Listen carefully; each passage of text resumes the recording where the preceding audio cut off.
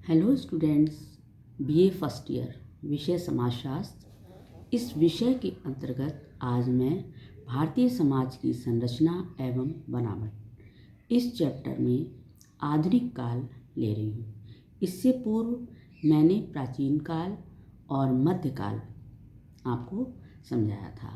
अब मैं आधुनिक काल में ब्रिटिश काल ले रही हूँ। ब्रिटिश काल मतलब अंग्रेज़ों का काल, अंग्रेज़ों का समय। भारत में अंग्रेजी राज की जो नींव पड़ी थी वो ईस्ट इंडिया कंपनी के द्वारा डाली गई थी, जिसकी स्थापना ब्रिटेन में पूर्वी देशों के व्यापार के लिए की गई थी। और हमारे यहाँ भी ये इसलिए आई कि व्यापार करने के लिए। 1858 से ही भारत का शासन कार्य जो था वो ब्रिटिश पार्लियामेंट ने अपने हाथों में ले लिया था। अंग्रेजी शासनकाल में भारत में दो प्रकार की शासन व्यवस्था थी। कुछ भाग राजाओं के पास था, नवाबों के पास था, राजा और नवाब शासन किया करते थे, और कुछ भाग जो था वो अंग्रेज़ों के अधीन था।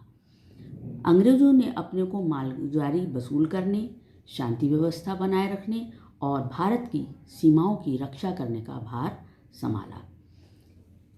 अंग्रेज़ों के शासनकाल में देश में सड़कों, रेलों, जलमार्ग, पोस्ट, टेलीग्राफ, टेलीफोन, रेडियो, कृषि, सिंचाई, व्यापार, वाणिज्य, उद्योग, शिक्षा आदि के क्षेत्र में अनेक परिवर्तन हुए और भारत ने भौतिक प्रगति भी अंग्रेज़ों के टाइम में की। सारा देश एक राजनीतिक सत्ता के अधीन था। लोगों में राजनीतिक जागरूकता पैदा हुई। आए दिन होने वाले राजाओं के छोटे मोटे झगड़ों एवं बाह्य आक्रमणों से भारत को मुक्ति मिली। भारत का विभिन्न देशों से राजनीतिक एवं व्यापारिक संपर्क भी बढ़ा। भारतीय साहित्य एवं शिक्षा पर अंग्रेजी शासन का बहुत गहरा प्रभाव पड़ा। देश में औद्योगिकरण की नींव भी इसी टाइम रखी गई। सन 1917 से ही देश को अंग्रेजी राज से मुक्ति दिलाने के प्रयास प्रारंभ हो चुके थे, जबकि राष्ट्रपिता महात्मा गांधी ने भारतीय राजनीति में प्रवेश किया था। गांधी जी के नेतृत्व में देशव्यापी स्वतंत्रता संग्राम छेड़ा गया, जिसमें देश के सभी तबकों ने इसमें भाग लिया। स्वतंत्रता संग्राम में भारत के अनेक सपूतों ने अपनी कुर्बानी दी। गांधी जी ने अंग्रेज़ों के विरुद्ध असहयोग आंदोलन, सविनय अवज्ञा आंदोलन, भारत छोड़ो आंदोलन छेड़े। अनंतः 15 अगस्त 1947 को भारत के लगभग 200 वर्ष के शासन से मुक्ति मिली और भारत तथा पाकिस्तान को दो पृथक भागों में विभाजित किया गया, या दो पृथक राज्यों में विभाजित कर दिया गया।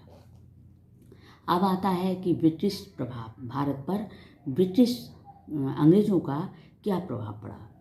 लंबे समय तक अंग्रेज़ों के संपर्क के कारण भारतीय समाज पर पाश्चात्य जगत का बहुत गहरा प्रभाव पड़ा और बहुत सारे क्षेत्रों पर पड़ा।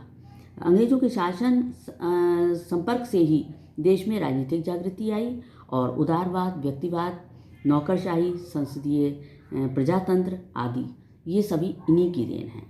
सामाजिक क्षेत्र में भी संयुक्त परिवार के स्थान पर एकाकी परिवार में वृद्धि हुई। अस्पृश्यता का अंत हुआ, जाति प्रथा में शिथिलता आई, प्रेम विवाह हुए, विलंब विवाह हुए, अंतरजातीय विवाह होने लगे, बाल विवाह, सती प्रथा की समाप्ति हुई, विधवा पुनर्विवाह की स्वीकृति मिली, स्त्रियों की सामाजिक स्थिति बढ़ी,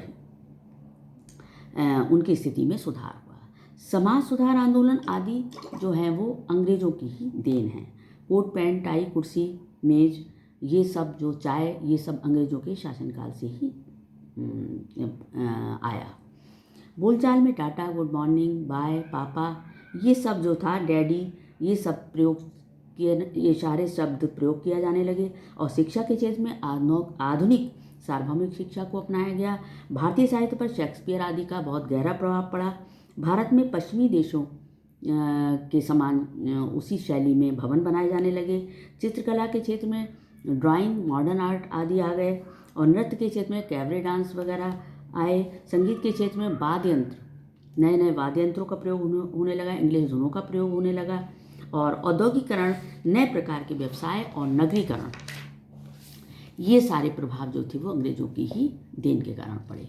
इस प्रकार से ब्रिटिश प्रभाव के कारण पूर्व और पश्चिम का मिलन हुआ और समन्वय भी हुआ। यद्यपि दोनों की मौलिक विशेषताओं में आज भी बहुत ज़्यादा अंतर है, लेकिन फिर भी इन दोनों का प्रभाव बहुत गहरा भारत पर पड़ा।